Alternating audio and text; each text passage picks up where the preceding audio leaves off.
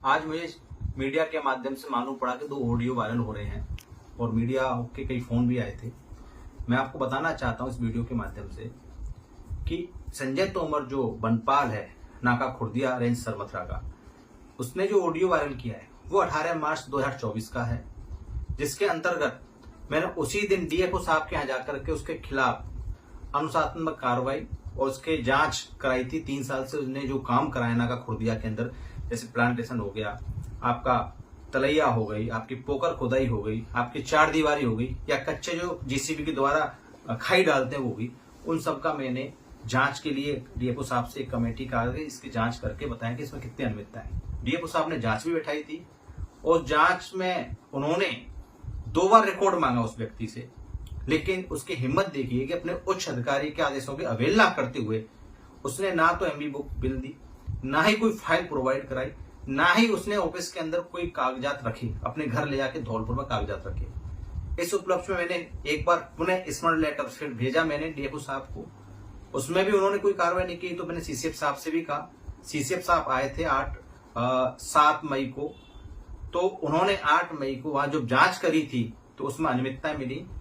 काम पूर्ण हुए बिना ही भुगतान उठा लिया गया, मौके पर काम नहीं थे, इसलिए 8 मई 2024 को संजय तोमर बनपाल नाका खुर्दिया को सस्पेंड करते हुए उनका बहत्व कार्यालय किया गया। एक तो ये बात है। दूसरी बात है 10 अप्रैल 2024 की, उस दिन अवैध दारू के प्रकरण में, अवैध शराब के प्रकरण में केस बनाने के लिए निर्दोष व्यक्ति को फंसाने की कोशिश की गई थी, जिसका समय रहते हुए मुझे मालूम पड़ा।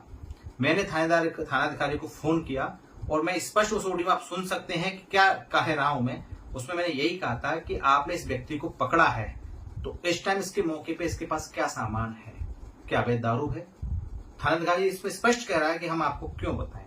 तो मैं निर्दोष लोगों को संजय जाटव फंसने नहीं देगा, निर्दोषों के खिलाफ संजय जाटव न्याय होने नहीं देगा। इनकी कार्यशैली, थानाधिकारी जी की कार्यशैली इतनी खराब है। अभी मैं आपको बता देता हूं कि मेरे ऑफिस के बगल से ही 4 दुकान छोड़ करके जो हमारे विजिटर आते हैं, आगंतुक आते हैं, आम जनता आती है, उनके लिए चाय पानी की व्यवस्था करता है विजेंद्र सिकरवार, वो व्यक्ति शाम को 7:30 बजे 8 मई को उस व्यक्ति को उठाया गया था और 10 मई को सुबह 6 बजे उसे छोड़ा गया 151 के अंदर। उससे 2.5 दिन तक उसको प्रताड़ित किया गया थाने के अंदर, जानवरों की तरह उसको मारा गया, बेरहमी से मारा गया, जिसका हमने जिला अस्पताल में इलाज भी कराया गया था।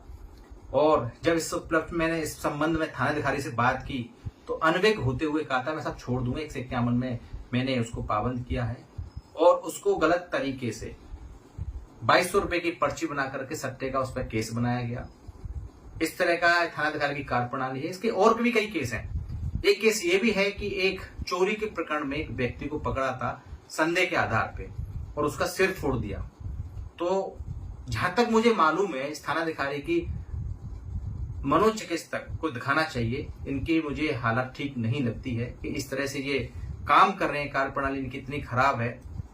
एक चीज और मैं बता देता हूं आपको इस वीडियो के माध्यम से, सुबह 6 से लेकर 10 बजे तक दारू सुबह खुद थानाधिकारी खड़ा होकर भिजवाते हैं। इस संबंध में मैंने खुद उनको मौके पर पकड़ा।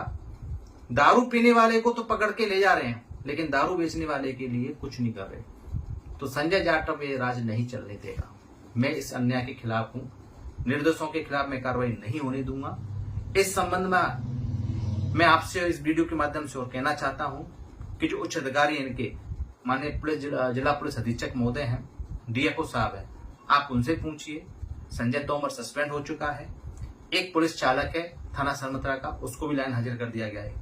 अगर संजय जाटव गलत होता, जो ऑडियो वायरल हुई है, तो शायद मैं हो सकता है इस समय आपसे सामना नहीं कर रहा होता।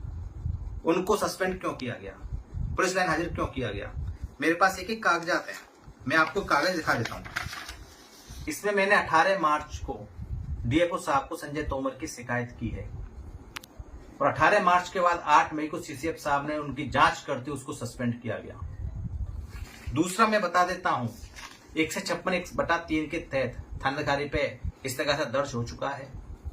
एसपी साहब के यहाँ विजेंद्र सिकरवार, जिसको बेरहमी से मारा पीटा गया था, जिसका राजस्थान पत्रिका और दैनिक भास्कर में भी न्यूज में निकला है, एसपी साहब ने खुद उस व्यक्ति को देखा है।